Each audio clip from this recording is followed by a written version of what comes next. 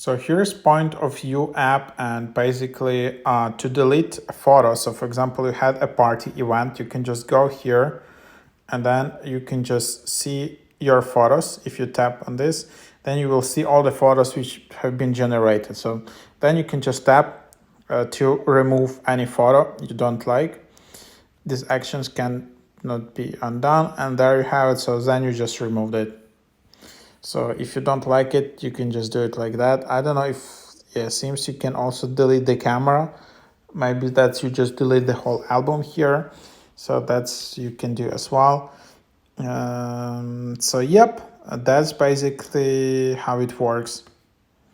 Also, by the way, in the setting, you can, when you created a new event in this app, you can just go to the settings and then you can disable that guest can view the gallery. So you can just enable, disable that feature. So